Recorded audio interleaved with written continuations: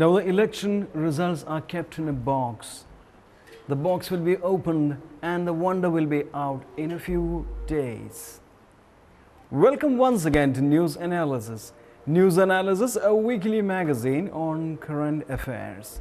To begin with, the main points in a nutshell.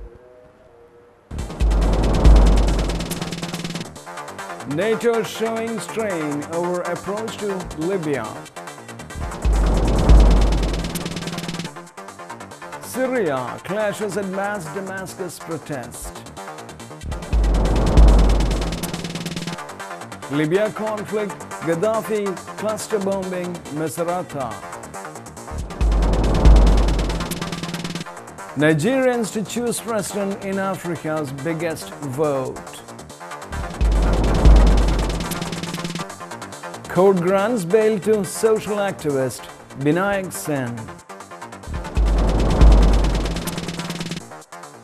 Afghan suicide bomber kills Kandahar police chief.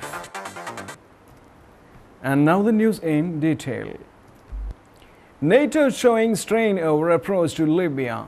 NATO's foreign minister is showing the strains of fighting two wars at once, trying to play down divisions over the intensity of the air campaign against Libya on Thursday, urging patience to resolve as the alliance carried out on what one official called a significant level of attacks on Colonel Muhammad al-Gaddafi's forces.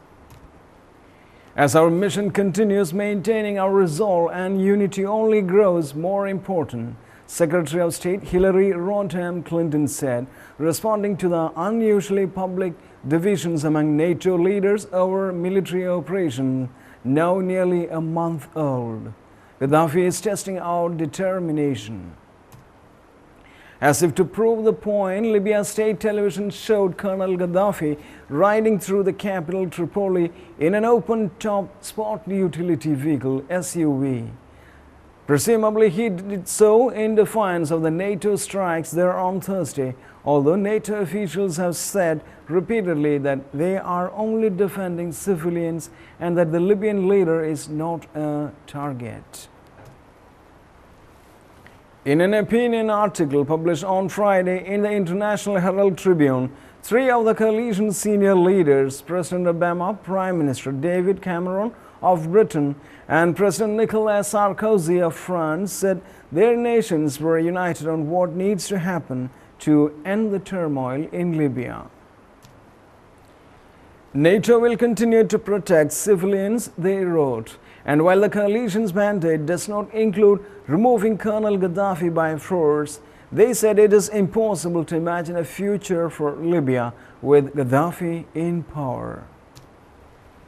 The leaders said the article, which also appeared in the Times of London and Le Figaro, that as long as Colonel Gaddafi was in power, NATO must maintain its operations so the civilians remain protected and the pressure on the regime builds. NATO leaders meeting in Berlin also said they were united in forcing Libya's military to end its assault on civilians in rebellious cities and ultimately in forcing Colonel Gaddafi to leave power, but rifts remain over how to accomplish those goals.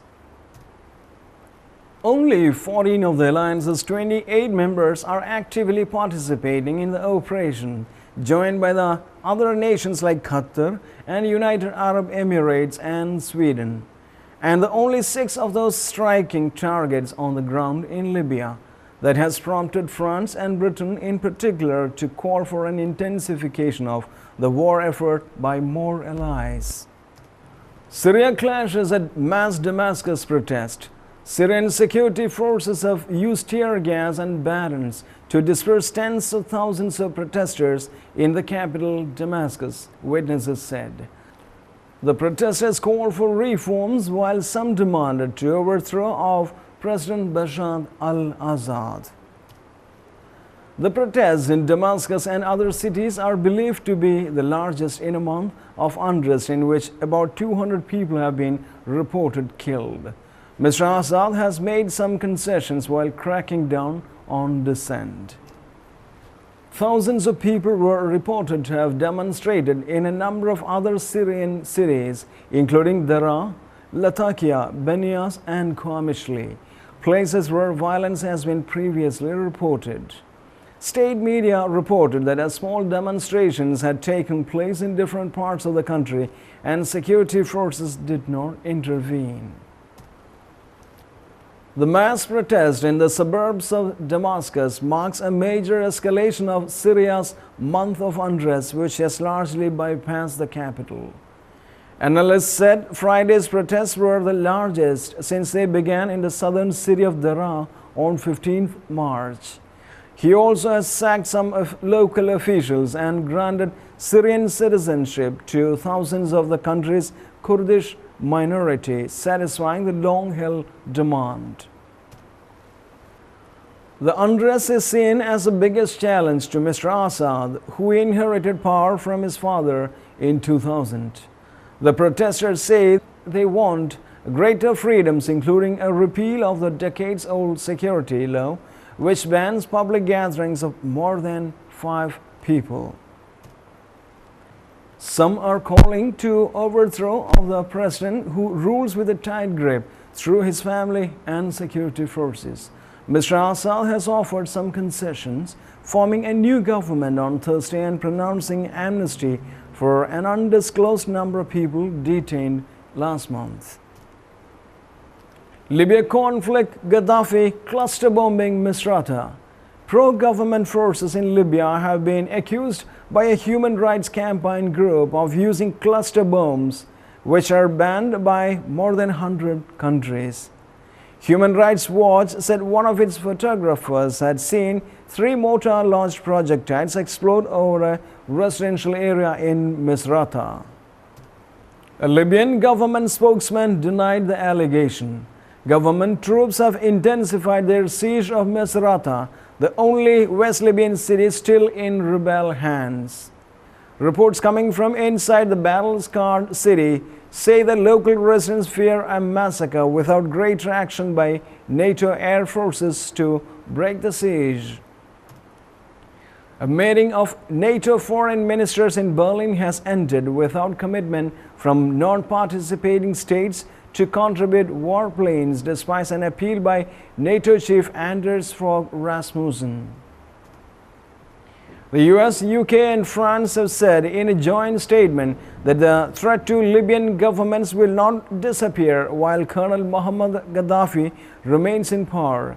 Russia suggested NATO was exceeding its UN Security Council mandate to protect civilians. Longer be stockpiled, produced, stockpiled, or transferred, but we don't have evidence that the munition was transferred out of Spain after the country had signed. Nigerians to choose president in Africa's biggest vote. Final preparations are underway in Nigeria in Africa's biggest presidential vote, with current leader Goodluck Jonathan seen as a front-runner. His main challenge is expected to come from ex-military leader Muhammadu Buhari, who has strong support in the mainly Muslim north of the country. Mr. Jonathan is counting on opposition divisions to win outright, avoiding a runoff election. Polling stations open at 8 hours, GMT 7 hours, but voting only starts afternoon. Everyone intending to vote is required to register for accreditation before midday. The sitting president has stacked his reputation on the conduct of the election, repeatedly promising it will be free and fair. Africa's largest oil producer has long been plagued by corruption and has a history of vote fraud and violence. The head of the African Union Observer Mission, former Ghanaian President John Kufuor, said some shortcomings had been found with the election process, but he was confident the Electoral Commission would resolve them. Nigerians are pinning their hopes on this being their cleanest election in decades. Mr. Jonathan is the first head of the state from southern oil-producing Niger Delta. In addition, Mr. Buhari is facing a challenge from former anti-corruption chief Nuhu Ribadu and Kano State Governor Ibrahim Shakrau, though both are seen as rank outsiders. Court grants bail to social activist Binayak Sen.